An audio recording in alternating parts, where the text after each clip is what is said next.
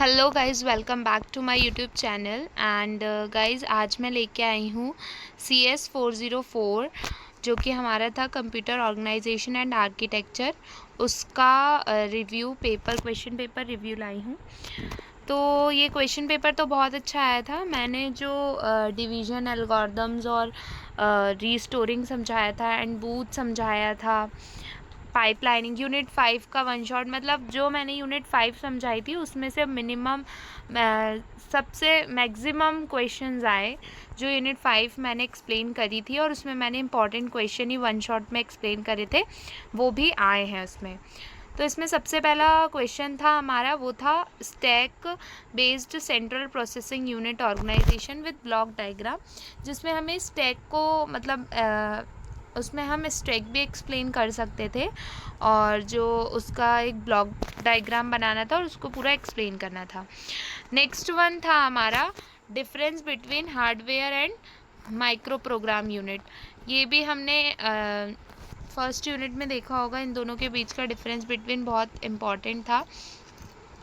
Now next question था हमारा, हमें ये वैल्यूएट करना था अर्थमेटिक एक्सप्रेशन, जो कि प्रोग्राम लिखना था, राइट अ प्रोग्राम यूजिंग ऑर्गेनाइज्ड कंप्यूटर, इसको हमें सॉल्व करना था।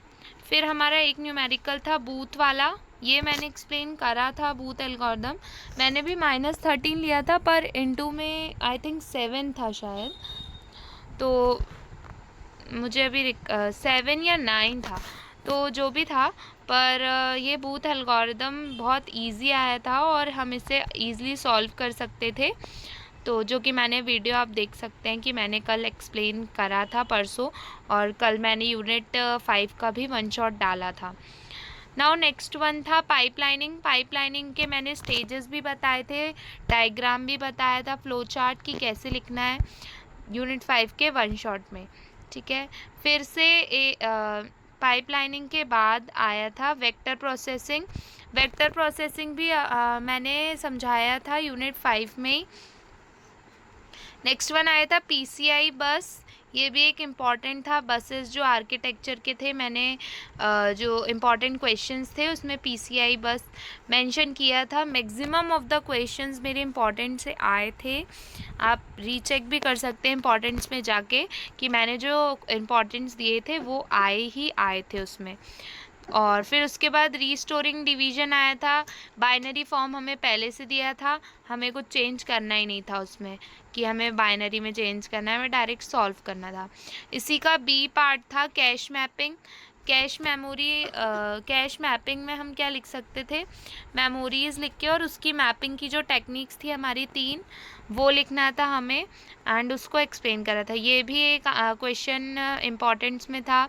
SCSI बस भी थी इम्पॉर्टेंट्स में, and LRU page replacement algorithms भी सारे थे। एंड ये सॉल्यूशन मतलब मैंने बताया था कि हाँ इसको प्रिपेयर कर लीजिए आप। नाउ नेक्स्ट जो था असिंक्रोनस डेटा ट्रांसफ़र मेथड्स के साथ था। फिर उसके बाद उसका बी पार्ट था ऑक्सिलरी मेमोरी, वर्चुअल मेमोरी और रोम।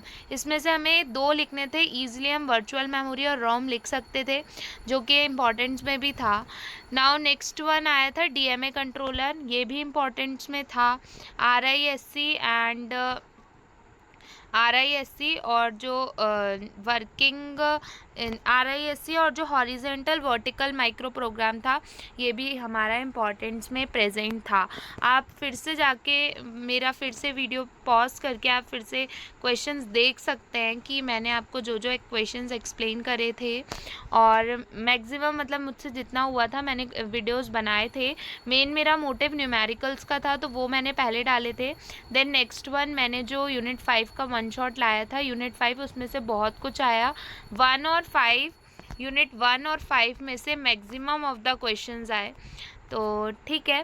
पर जिसको लग रहा है मतलब बाकी मैं ये होप करती हूँ कि सबका ही बहुत अच्छा एग्ज़ाम गया होगा आज, एंड सब अच्छे से पास भी हो जाएंगे। पर जिनको ऐसा लग रहा है कि वो मतलब नहीं हो पाएंगे, वो लिख के आए हैं पर वो नहीं हो पाएंगे पास, या न्यूमेरिकल्स नहीं करे तो बैक, ऐसा कुछ नहीं है। अगर आप लिख के आए हैं तो आपको फुल मार्क्स मिलेंगे, जितना आप लिखे आए हैं उसका तो मिलेगा ही आपको। तो आप ये नेगेटिव थिंकिंग मत रखिए कि आपको मार्क्स नहीं मिलेंगे, ठीक है। और ओएस की वीडियोस अब मैं ऑपरेटिंग सिस्टम की वीडियोस लाऊंगी, जो कि हमारा है CS 405 नेक्स्ट एग्ज़ाम है जो 20 को है। आराम से 4-5 डेज़ हैं, हम आराम से उसको प्रिपरेशन कर सकते हैं। तो नेक्स्ट वीडियोस अब मेरी ऑपरेटिंग सिस्टम्स पे होंगी। Thank you and like subscribe my channel.